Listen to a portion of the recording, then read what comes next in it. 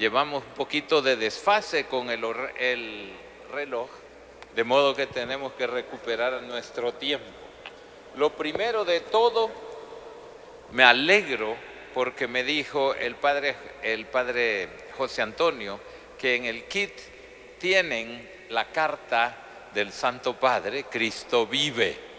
Yo me imagino que ya se la saben de memoria, pero si no se la saben, ahora los voy a dejar picados, porque es precisamente sobre el tema de la juventud. Es el fruto del sínodo sobre los jóvenes. Y vamos a caminar en esta reflexión de la mano de ese documento. La primera transmisión del Evangelio se realizó en familia. Fueron precisamente las familias las que recibieron la buena nueva y se convirtieron y se bautizaron.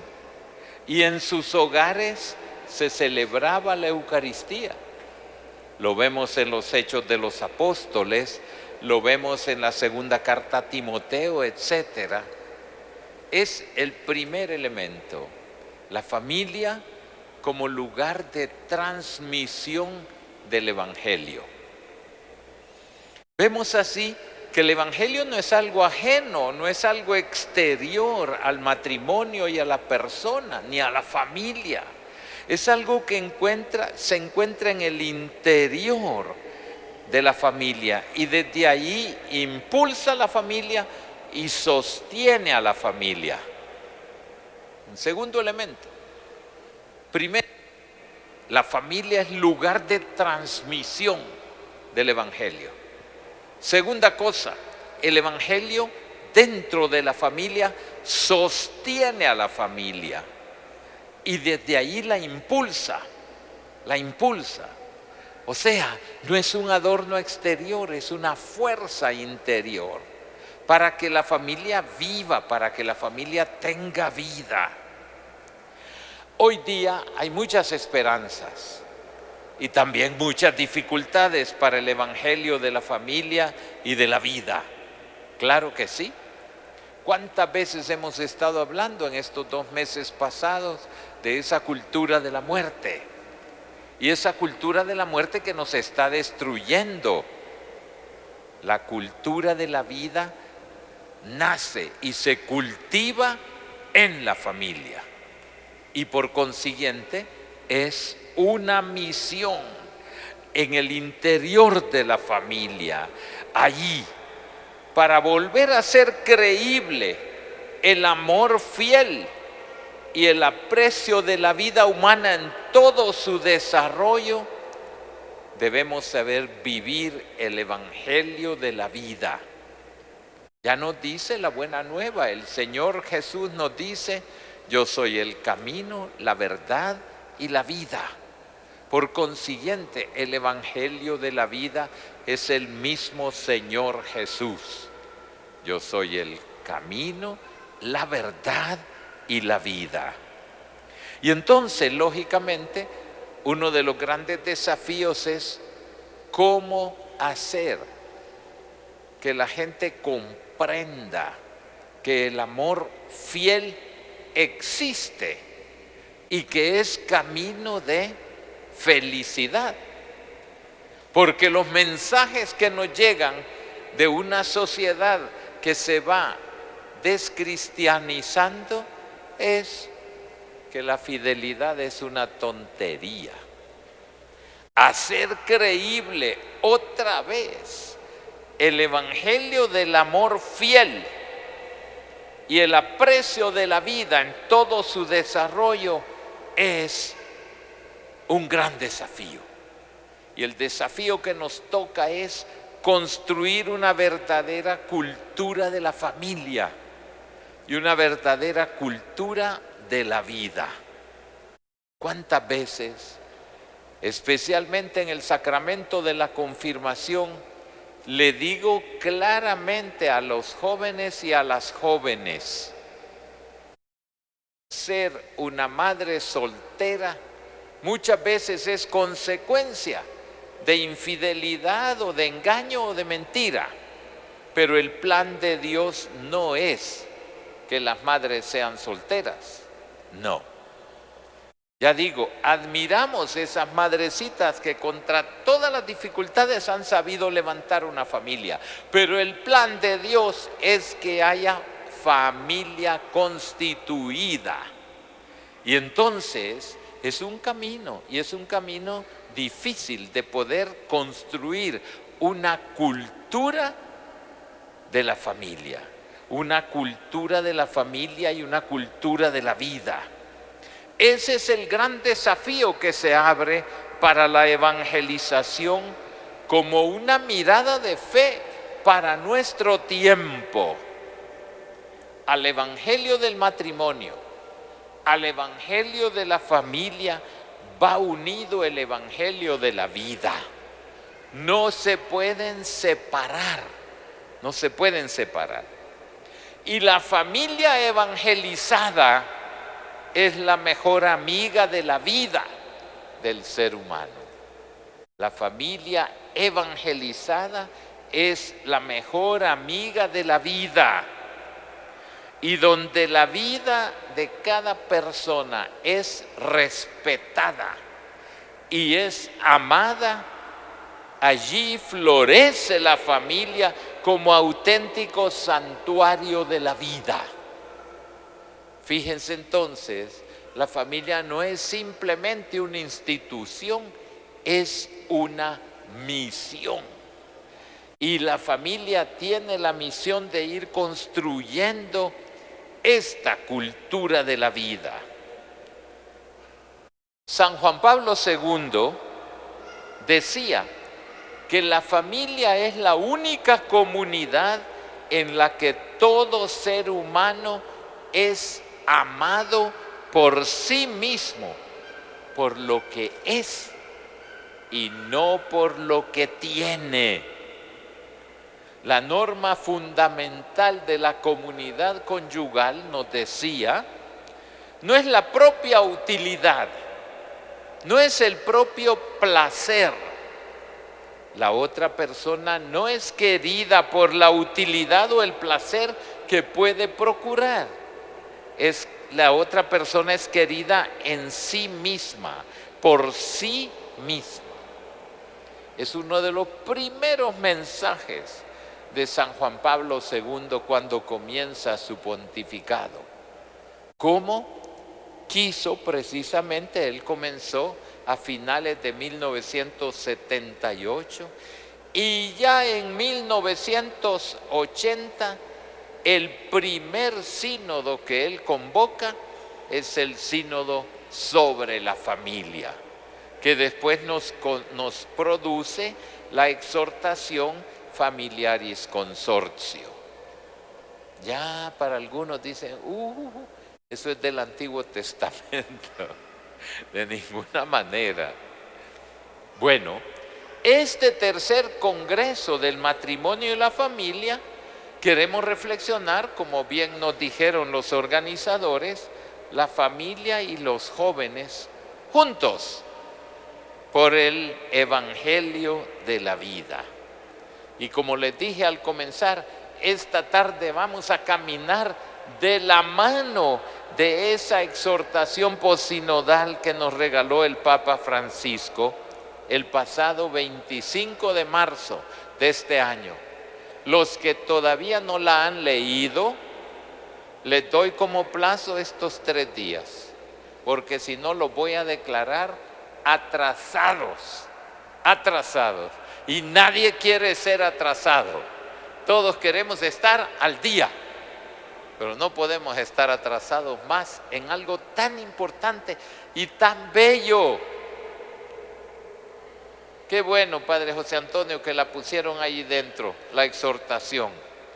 Porque les quiero decir algo. Mandamos a hacer 5,000 ejemplares y me reñieron algunos párrocos. ¿Para qué tanto? Les digo, para que ustedes la regalen a los jóvenes. Porque los jóvenes también tienen que entrar en esto y tienen que verlo porque es hecho para ellos. Y normalmente también pues la familia es, ya lo dijimos, donde ustedes deben transmitir esa buena noticia de la familia y de la vida. Y los abuelitos me dicen, y nosotros, ya me voy a meter con ustedes, que precisamente tienen también esa misión tan importante. Sí, ya los hijos ya crecieron, ya tienen ellos su propia familia, pero ahí están las nietas y los nietos, que son materia receptiva y que precisamente como aman a sus abuelitos y a sus abuelitas, y es el camino para hacerlo. Muy bien, lo primero que nos presentó el Santo Padre es al Señor Jesús como joven, y le llama así la juventud del Señor Jesús. Y nos dice, el Evangelio de San Mateo nos dice que el Señor entregó su espíritu en una cruz a los 30 años de edad. Entonces, lo primero, hoy mucha gente dice, ya tiene 30 años, ya está viejo, ya lo dejó el tren. No, señor. Hoy día precisamente entendemos cómo es la juventud. Y lógicamente el Señor Jesús fue un joven. Y el Señor Jesús dio su vida en una etapa que hoy se define como la de un adulto joven. Así se llama, adulto joven. Entonces el Señor Jesús entrega su vida como un adulto joven. Y en la plenitud de su juventud comienza su misión pública. Comienza en el esplendor de esta juventud. Y precisamente, dice San Mateo, brilló una gran luz, sobre todo cuando dio su vida hasta el final. Y entregar su vida el joven Jesús no fue una improvisación, fue algo que el Señor preparó durante toda su vida, en cada uno de sus momentos, porque todo en la vida de Jesús es signo de su misterio, y toda la vida de Jesús es un misterio de redención. Entonces vemos a Jesús joven. Y nos dice el Papa, el Evangelio no habla de la niñez de Jesús, pero sí nos narra algunos acontecimientos de su adolescencia y de su juventud. San Mateo sitúa este periodo de la juventud del Señor entre dos acontecimientos: el regreso de su familia. No fueron deportados, ¿verdad? En este tiempo hubieran sido por el muro, pero no, el regreso, cuando el ángel le indica a San José que ya los que querían matar al niño ya habían desaparecido, y entonces regresan. Son unos migrantes retornados a Nazaret después del tiempo del exilio. Ese es el primer elemento. Y el segundo es el bautismo en el río Jordán, donde comenzó su misión pública. Las últimas imágenes de Jesús niño son las de un pequeño refugiado en Egipto. Son puntos de referencia que debemos tener presentes, porque hay tantos niños hoy día refugiados, migrantes, y quizás hasta maltratados en sus derechos. El niño Jesús también fue un niño refugiado en Egipto, y posteriormente de un repatriado en Nazaret. Entonces, Esas son las imágenes que se nos presentan en el Evangelio. Tenemos que reflexionar sobre esto. ¿Cuándo vamos a reflexionar sobre la familia y los jóvenes? Y las primeras imágenes de Jesús joven adulto, son las que nos presentan un gentío junto al río Jordán para hacerse bautizar. Y también ahí va el joven adulto Jesús, hacerte bautizar por su pariente Juan el Bautista como uno más de su pueblo. Este bautismo no era como el nuestro, que nos introduce en la gracia. Fue una especie de consagración antes de comenzar la gran misión de su vida. Y el Evangelio nos dice que su bautismo fue motivo de alegría, fue motivo de beneplácito de su Padre del cielo. La voz que se oye en el Jordán: este es mi Hijo muy amado. Qué lindo que Jesús oye eso. Tú eres Hijo muy amado.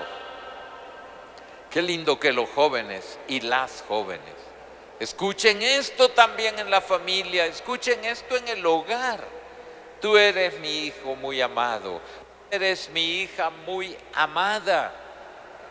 Y algunas veces algunos pueden pensar, pero eso ya lo saben. No, eso se necesita oírlo.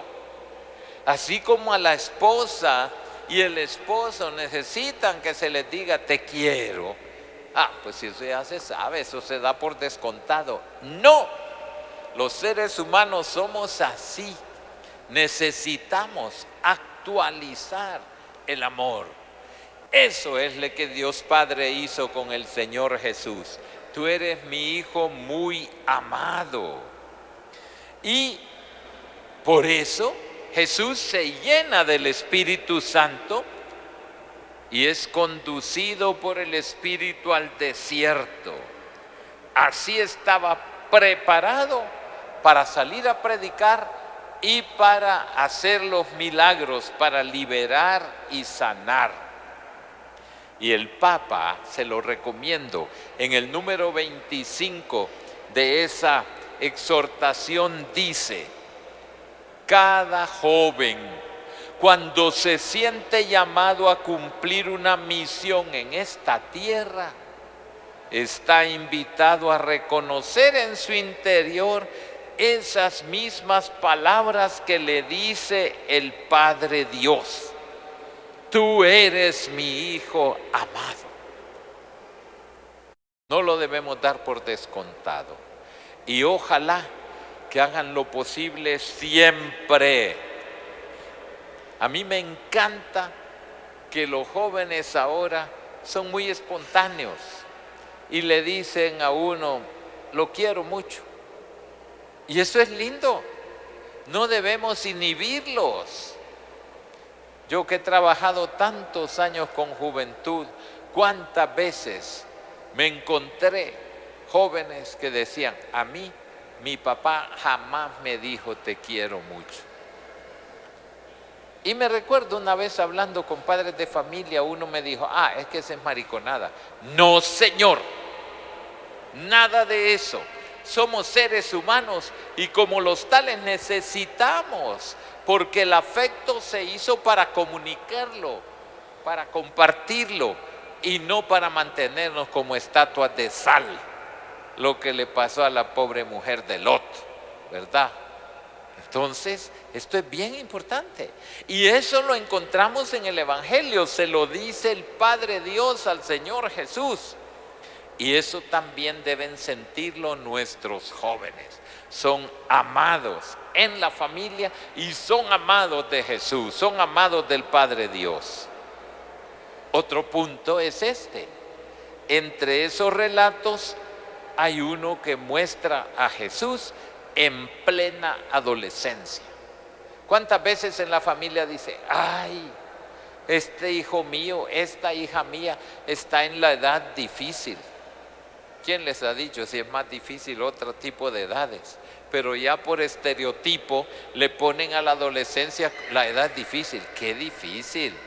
Es una edad linda.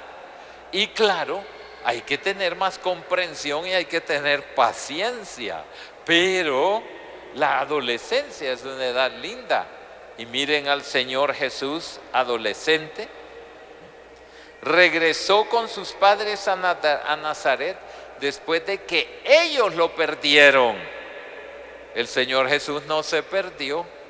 A veces cuando rezamos los misterios gozosos, ¿verdad? Decimos, en el tal se contempla el niño Jesús perdido y hallado entre los doctores. No, los que lo perdieron fueron sus padres.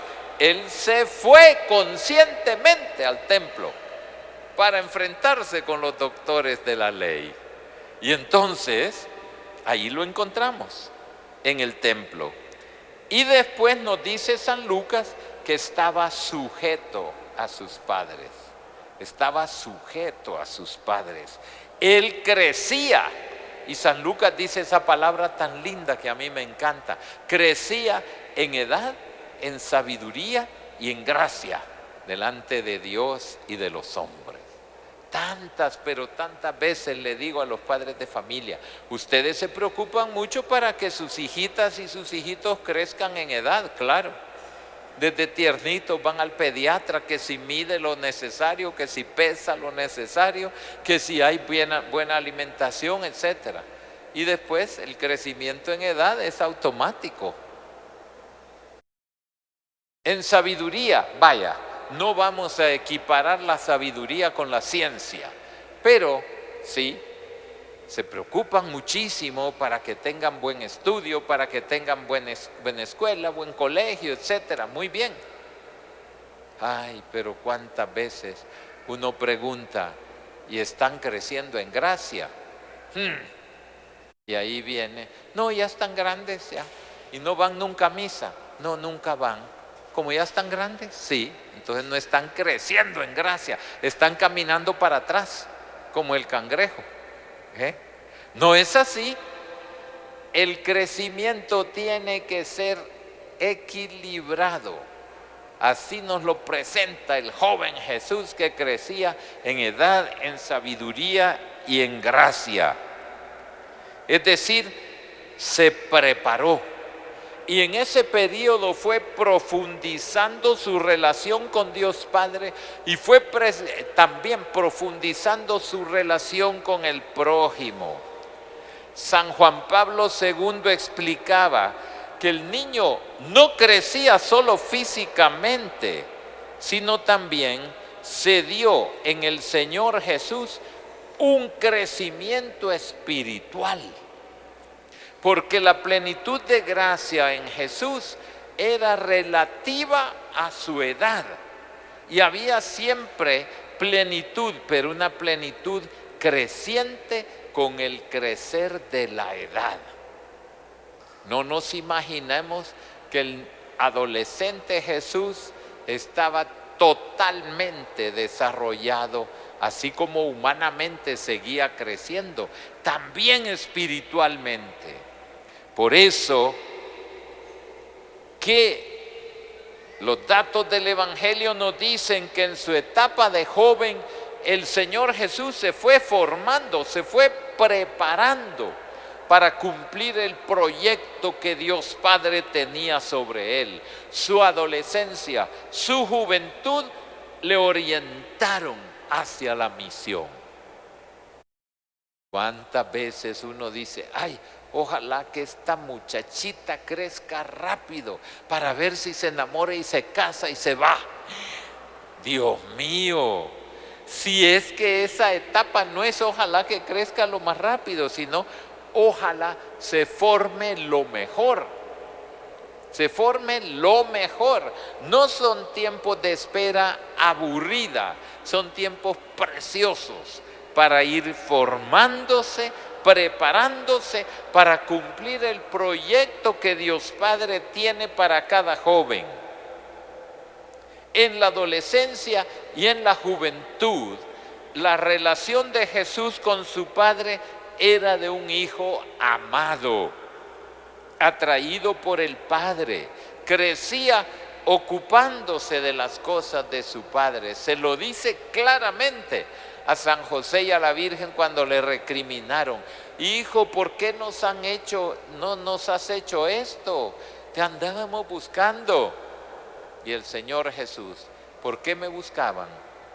No sabían que me tenía que ocupar de las cosas de mi Padre. Pero no hay que pensar que el Señor Jesús fue un adolescente solitario o un joven ensimismado, uno por allá que estaba siempre solito. No, nada de eso. Su relación con la gente era de un joven que compartía toda la vida de una familia bien integrada en el pueblo. Aprendió el trabajo de su padre y luego lo reemplazó en el taller como carpintero. Por eso en el Evangelio una vez se le llama el hijo del carpintero y otra vez sencillamente el carpintero. Este detalle muestra que era un muchacho más de su pueblo, que se relacionaba con toda normalidad. Nadie lo miraba como un joven raro, como un joven que estaba separado de los demás. Precisamente, cuando sale a predicar, la gente no se explicaba de dónde sacaba toda esa sabiduría. ¿Y este no es el hijo del carpintero, pues? ¿De dónde saca todo eso? El hecho es que el Señor Jesús no creció en una relación cerrada, una relación absorbente con la Virgen María y con San José. Ah, muchachito, usted de aquí no sale porque usted es el Hijo de Dios. Por aquí, esta casita de Nazaret es una especie de tabernáculo y aquí se queda. No, no. Los evangelios apócrifos nos dicen cosas tan bonitas, ¿verdad? Como el Señor Jesús, claro, fruto de la imaginación, jugaba. No podía jugar fútbol porque en ese tiempo no lo conocían. Tenían que venir aquí a los mayas para que se dieran cómo era el juego de la pelota. Pero sin duda jugaba y sin duda tenía sus compañeritos, sus compañeritas, sus amigos, sus amigas. Normalmente era precisamente un joven que no creció pues en una relación cerrada. Por eso, cuando regresaban de la famosa peregrinación a Jerusalén, dejaban que ese cipote de 12 años fuera de una a otra. Y después de la primera jornada se dan cuenta: hombre, no está aquí, vamos a buscarlo con la otra caravana, etcétera. Y Jesús estaba yendo y viniendo entre los demás y bromeando con los jóvenes de su edad, escuchando quizá las narraciones de los adultos y compartiendo las alegrías y las tristezas. El término griego utilizado por San Lucas para la caravana de peregrinos, sinodía, indica esa comunidad en camino, de la cual formaba parte la Sagrada Familia. Y gracias a la confianza que le tenían sus padres, Jesús se mueve libremente y aprende a caminar con todos los demás, con las amigas, con los amigos. Ahora bien, ustedes me dicen: bueno, ya sabemos todo eso de la juventud del Señor Jesús. ¿Por qué? Porque a veces nos imaginamos al Señor solo en la cruz y resulta que no. Y al niño hay que presentarle a Jesús niño, y al joven hay que presentarle a Jesús joven, para que le sientan como un joven, como un niño, como un amigo, y no como un personaje a saber en qué nube encumbrado por allá arriba. No. Dice el Papa: algunos jóvenes sienten las tradiciones familiares como oprimentes y huyen de ellas impulsados por una cultura globalizada que a veces los deja sin punto de referencia. Y ahora que estamos en la era de las mayores comunicaciones, cuando basta encender un GPS y ya saber dónde está. Hasta en el teléfono ahora le dicen por qué calle anda de esta Tegucigalpa. Y si es el programa ese que se llama Waze, sabe hasta cómo están las calles, si están todas congestionadas o si podemos seguir.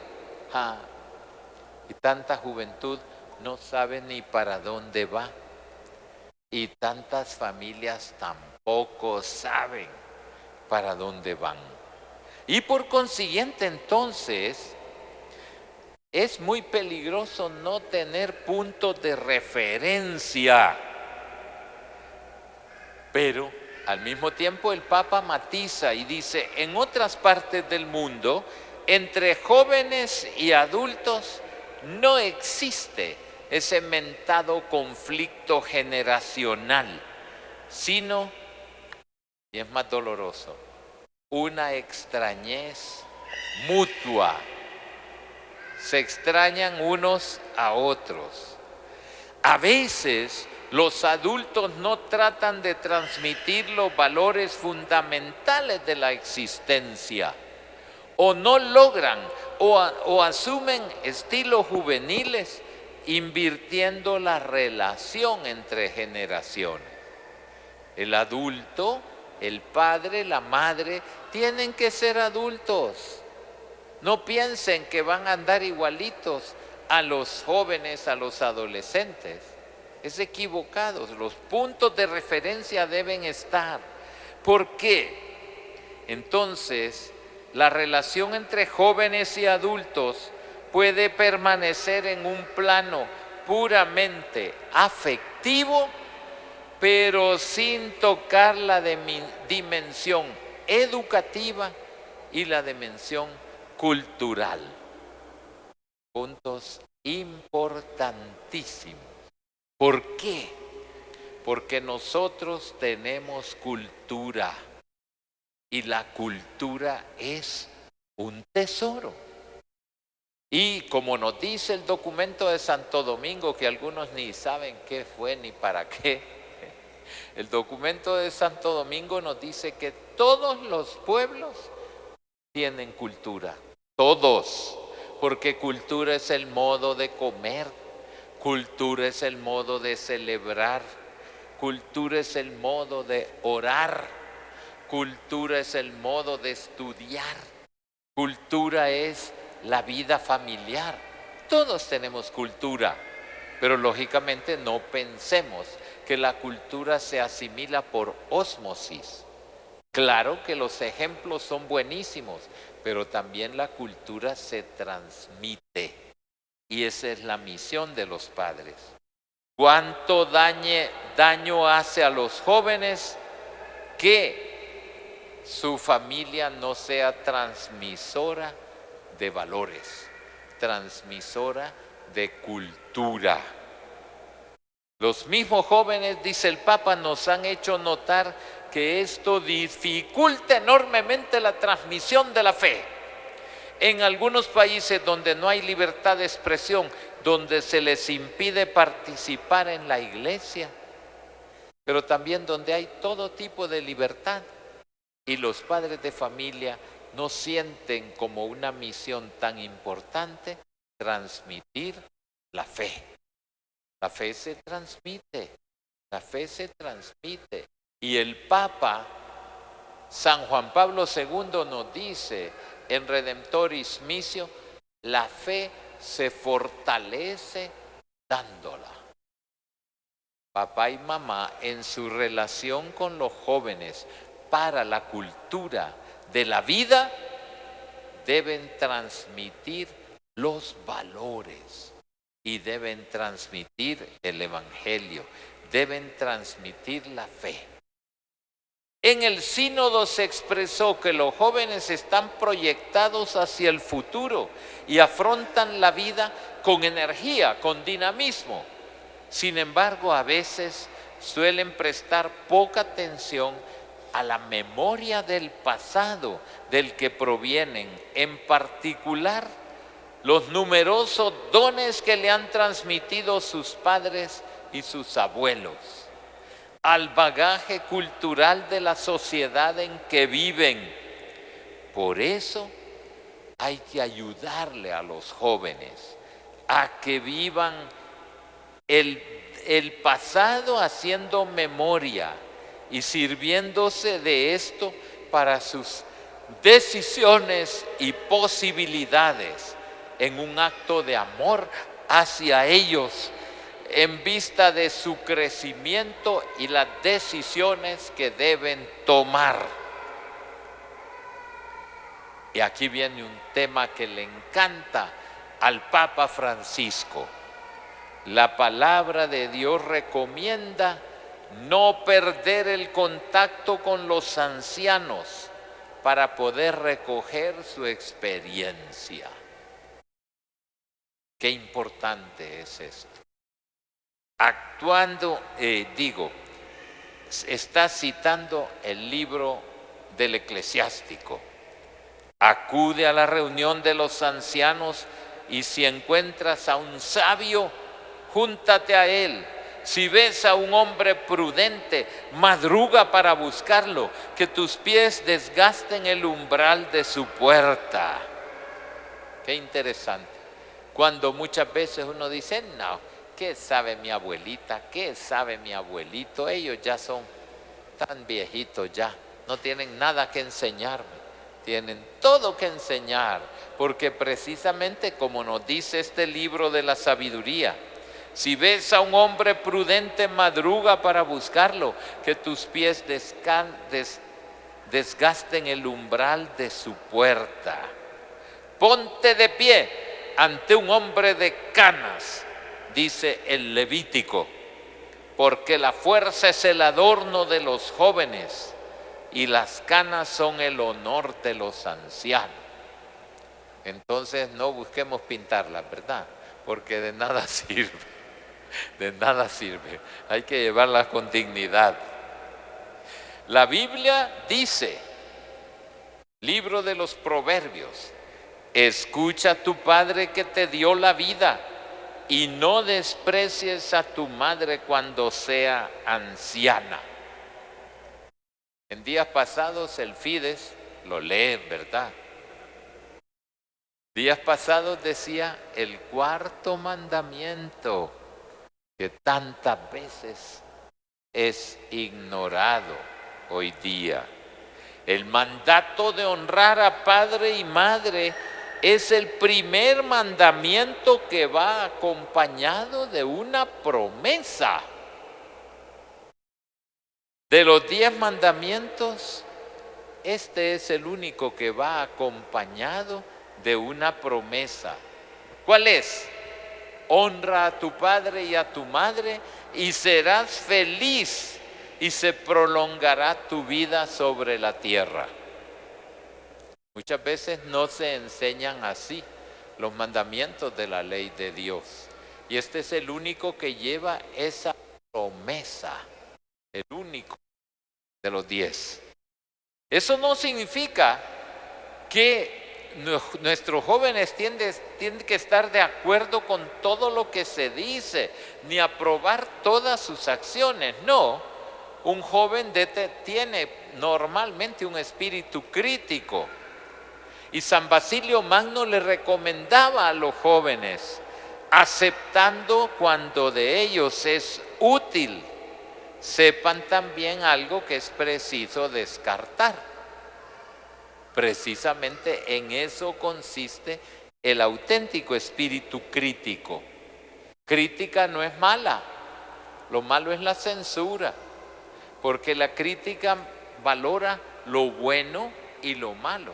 La censura, en cambio, solo ve lo malo. Caray, ya me están haciendo señas, ¿verdad? Imagínense, no he llegado pero ni a la mitad de todo lo que tenía que decirles. Ahí se los voy a quedar debiendo. Pero vamos a aterrizar.